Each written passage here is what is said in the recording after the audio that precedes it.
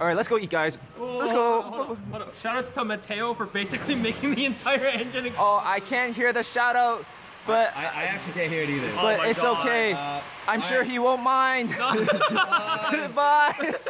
All right, how's it going, guys? AlphaYGO back at it again. We are outside the venue, but a good mile away because I wanted the exclusive generator profile from ex-Dino Boy Richard Zhang. Richard, what did you do today? I got my invite with Generaider here at Toronto Regionals. Before I start, I want to shout out Mateo because he's pretty much the one who theoried out the entire engine of this deck and the combos. So I want a big shout out to him for like basically cooking this up. Yeah, millions of late night Discord calls just labbing this out, and it's paid off, right? Like you've came first place at numerous locals at this point, and you took it to regionals. You got your invite for the millionth time now. Must be nice. Do you want to get into it before anything else? Yeah. Yeah, let's go. So for the Generator monsters, I'm playing 3 of the new one, Vala. Basically in hand or grave, she can pitch another Generator card to special herself, and when she's special, she can summon one from hand or grave. So this was just insane. It's a free rank 9, it's free follow-up. It's just insane. And then following that, we also have 3 of the other best one, Lopter, which is the Lone Fire Blossom of the deck. I mean, it's also insane. It's your normal summon because everything else is a 9, so you need a normal summon, and you just want to max out on the good ones. And then, unlike other people who play like multiples of like, I'll say like the worst names, right? Mateo and I theorized that instead of playing more bricks in this deck, which is kind of bad, right? Because this deck is already all 9s, and you can't normal or like special these 9s, so cutting down on them is the best way to minimize on bricking. And in general, you don't really need to use multiple copies of each of the slightly worse names. So yeah, that's why we decided on our other Generator lineups. We have 1 Utgarda, 1 Har, 1 Nidhogg, 1 Mardell, and 1 Hela. I think this lineup was completely fine. I'll be honest, the worst hands I drew all day were the ones where I drew multiples of these names without any of my starters. So I think it was probably a good thing that I only kept it to 5. In case you don't know what these do, this is just a quick effect banish, this is an Omni Negate, and a monster rip if my opponent adds a card from their main deck to their hand. Har is definitely like, has to be MVP. He's the MVP. He's like the best guy to summon out. Like, even if your opponent outs him, you can always just recur him back by like summoning a Vala off boss stage or Hela to recur it. So you can only control 1, so I think playing 1 is fine. You don't need to play multiples. So yeah, I think this lineup was fine. Nidhogg he's kind of like an inherent summon negate. He's unique from all the other 9s, so you can summon him off monstrosity no matter what. And also he's the only Generator who's an interrupt by himself. So all the other Generator bosses to interrupt need to tribute 2. Nidhogg only needs to tribute 1, so he can just tribute himself. Nice. So which is really important. Mardell's just the Rhoda, and then Hela's just a 4th copy of Vala that can only summon from grave. But there are some combos that you need to do that require the Hela. And then, because your best starters are all fairies, we played a small fairy package. So it's 3 Diviner, 2 Trias Hierarchia, and then 1 DD Sprite. Wait, hold up, Choto Mate. I knew you were on this. Obviously, I knew what your list was like. You're on 2 of these? I thought you were on 1 for the longest time. I decided to bump Trias to 2 because just hard opening this, it's kind of like Lance, where it can protect you. You can tribute any fairy to special it. It's like the mass change logic. Yeah, it's a mass change logic, and also it lets Vala resolve when it gets impermed. The other thing is if you try to Diviner, and then they try to imperm you, you can always just use Trias to tribute this to guarantee the Foolish. Yeah. Actually, before we even get further into this, people might not know what this engine is primarily for. Yeah. Could you just run us through the line real quick? Yeah. So you can normal summon Diviner, and then you can Foolish a fairy, so you Foolish Trias. Trias has a quick effect. From hand or grave, you can tribute any number of fairies on your field to do things. So you can just tribute the Diviner to summon itself out. Because Diviner was tributed, it has an effect where it can summon a level 2 or lower fairy from your deck that Drytron can't use, so like everyone kind of forgets it. I've like a lot of times I'll do it and people are like, it does that? So you summon DD Sprite, and surprise, you have a 9 and a level 1 tuner. What does that make? Baron! Yeah, Baron the Fleur. Wow, so good. Wait, Diviner's 1-card combo. Is that? Yeah, Diviner is both engine and protection for your engine.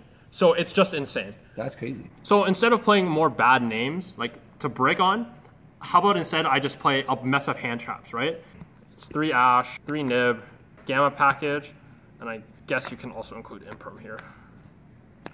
Just massive hand traps. I mean, yeah.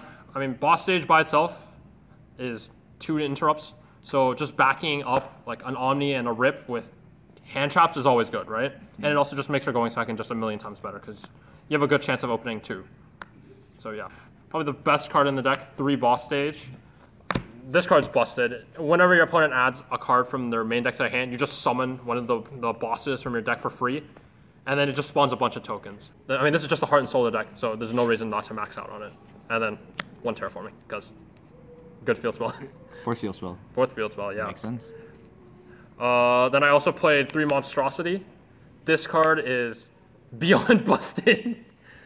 I mean, yes, this is E-Telly for 2, essentially. E-Telly for 2 9s, which is beyond insane because if I have one of the good 9s, I can show us like a combo maybe later, but like you can end on not just the Leviathan, but also rip a card out of your opponent's hand for knowledge. So it's insane there. Also, just as like a monstrous extender going second, monstrosity, monstrous. But just summoning like 2 giant guys to make like your XCs is just insane because the rank 9 pool is just really strong at breaking boards. It has some of the best removal rank 9s. So I think just maxing out on it is just correct. And also, it can also work as a really good interrupt on your opponent's turn. Because let's say if you have just boss stage and monstrosity, you can boss stage out a guy, use an effect, tribute 2 tokens, doesn't matter. And you can then monstrosity target your 9 that you got off boss stage to summon 2 more guys for 2 more interrupt actions or like a search, right? So it's just insane. So yeah, definitely max out on this. And then if you can play it, you play it. Yes, sir. Yep. And then the final card is 1 boss fight. 1 boss fight. How do you feel about this card? It's okay, I'll be honest. Like, I think it feels kind of bad always having to give your opponent a card, right? So I feel like playing 1 is fine because if I need it, I can always search it, and if I open it, it's fine, right? But I don't want to always have to rely on resolving multiples of these to get my play started or to interact with my opponent, right? So that's it for the main deck. 41 cards. 41? Blame the Gamma driver package. Oh my gosh. For extra deck, I played 1 Entis for Diviner. It also does come up for another XCs in the extra deck that I'll get to shortly. But I mean, yeah, generic, right? 1 Donner. It's a generic removal link. Sometimes you got to get rid of it. You can't like out your nib token. So you kind of just need to make this to pop it so you don't like get your like fade run by it. And so yeah, I mean, it was good. 1 Omega for the Psy frames. Not much to explain here. 2 Baron. 2 Baron. Technically speaking, you don't need to, but chinging never comes up, and I kind of always just want to always have access to Baron. So through the Kashtira rip specifically, right? Yeah, because like if I have to ask them and they rip like Baron, it kind of feels bad. I'll be honest, this is the only Synchro 10 you'll probably ever make. Chinging barely ever comes up, and like maybe the Chaos Angel will come up in the new set, but that's. But they're not Baron. They're not Baron. Just play Baron. And then for the utility rank 9s, I have an Earth Slicer. This guy's just basically a pop 2. Nice. And then if he runs something over, he attaches 1, so he's just really good at clearing everything. 1 Phantom Fortress. It's for the hand rip combo mainly. Yeah. So, I mean, you just play 1. 1 Aggregator. This is the other way you can dump Entis, because when you summon it, you can also just Foolish a card from your extra deck, so you can just Foolish Entis or Omega and make a really annoying Zeus, because it can also reattach cards from graveyard to it, but you can just swap its material. So it just makes a really annoying Zeus in those situations, right?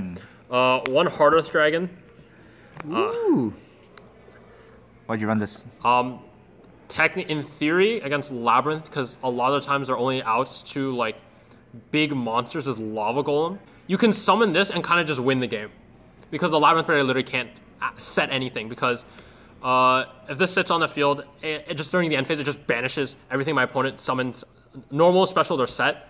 So it's just an insane board wipe against like the slower back row decks who don't have an out to this, because I mean, yeah, it just sits there menacingly. Yeah. It also has a funny effect where if it attacks, your opponent takes all the battle damage. It never came up where I rammed into like a really big nib token with it, but it's funny, and I just want to have the option. And then for the real main guys, 2 Jormungandr. George. Yeah, 2 George. Oh, don't look at the Ultra one. Don't look at the Ultra one. Noted. He's really good. Like, he's not like the most insane, but he's still pretty good. Forcing your opponent to draw cards is really important to trigger boss stage on your turn so you can OTK your opponent. Funny enough, I used Har and Jormungandr to out a Tryhard. So I kept making him draw with Jormungandr and making him send monsters with Har. So at a certain point, he'd have to send the Scareclaw Tryhard, which is like a pain to out because I didn't realize I needed it, so I banished my Donner. Don't worry about it. Very good. Yeah, but you need to play 2 because of the new guy, which tags into Jormungandr. This card's just beyond broken. This card is the most busted card in the entire deck. As a quick effect, non-targeting, non-destructive removal and interaction on the field or graveyard, which is completely bonkers. So yeah, a lot of times I would just like, last round against Brandon, I would summon this. I summoned this and he had Rinbrum in red. So I summoned this. He chained everything and I just chained Leviathan and I just took everything he was targeting. And none of his effects resolved. And it was a complete domination by this card. This card's just broken. Also, it randomly just drops your opponent's things by 1,000. So like, randomly opponents won't realize that I'm just gonna beat over things that like normally would be bigger than 25. So that's also a relevant effect as well. And finally, 2 Zeus. Cash tax. Yes. Cash tax. Of course. That's it for the extra side deck. I played 1 Consecrated Light. What the? In theory, this kind of just FTKs every single Dark matchup, like before everyone was playing Dark Ruler. So, to clarify, instead of summoning DD Sprite off of the previous line we talked about, you would just bring this out? Yeah, and it basically says neither player can summon Darks. Very good. Yeah, your opponent can't even normal any Darks. And also, this can't be destroyed by battle with Darks. So against mono Dark decks, they just can't beat this thing. Very good. I also ran 3 Ghost Spell. This is mainly for Math Mech. I guess I can also side it in for Expulsion. I generally had to check if they were smart enough to banish the Gimmick Puppet or not to like summon back. It was okay. I didn't play Math Mech, so I can't really comment on how good it was in that matchup, but I feel like you can just keep it. Format Tax of Droll. Again, the card was like lukewarm. It was okay against a cash, right? But like it wasn't like insane. It wasn't like I was playing into like Dark World or something where like it just ends the turn.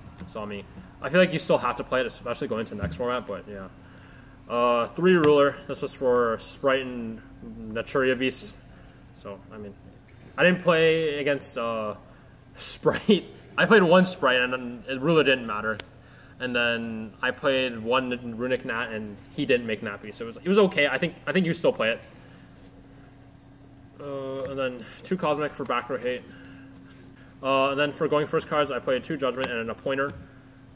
The side deck's really tight, and I don't know exactly what to cut. Like, I don't want to cut any of like the higher impact hand traps for like more going first cards because like hand traps are already good enough going first. So I think I just keep it at this.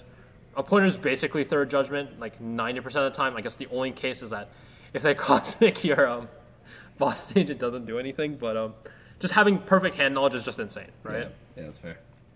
And that's it for the list. I'm just gonna say it right up front.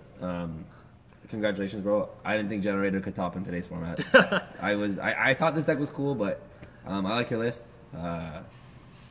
Alpha, you got anything? Because I just... Okay, well, everyone, I'm going to ask the big question that everyone's really wondering. Dino Boy, where are the dinosaur cards? Where's Oviraptor? Where's Misk? They're in a deck box at home.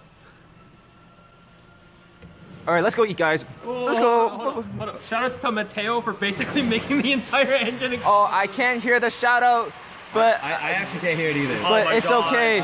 I'm sure he won't mind. Bye.